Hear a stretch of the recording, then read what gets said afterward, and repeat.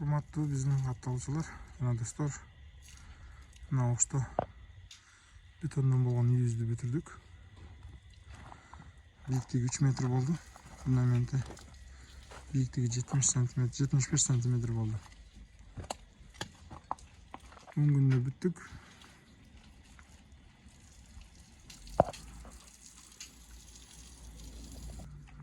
Бул жак главный ход. Бул жактары чоң айнектерден болду.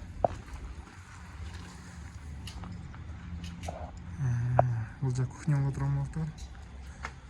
Бул жак душ. Бул жак спальня.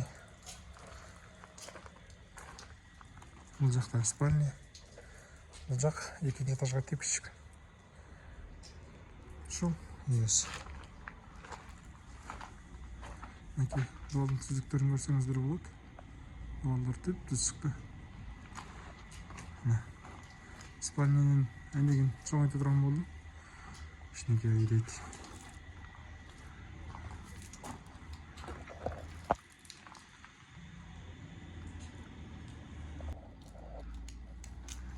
Главный айнектери. Булардын түздүктөрүн караңыздар. 10 күндө бүттүк. Стакысы 163 миң ушундай болду. Кызык болгон адамдарга мына бир сыр эсептеп эмне кеткенин айтып беребиз. Айландырып да көргөзөбүз.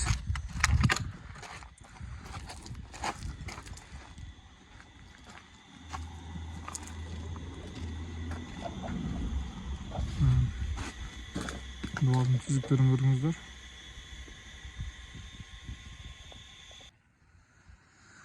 Бул салган үйүбүз Ош шаарына жакын жерде жайгашкан. Кыргыз чек деген. Түздүгүн көрдүңүздөр. Бул жак жаңы куюлган жагы.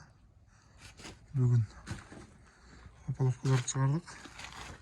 Ушундай сугарып турабыз.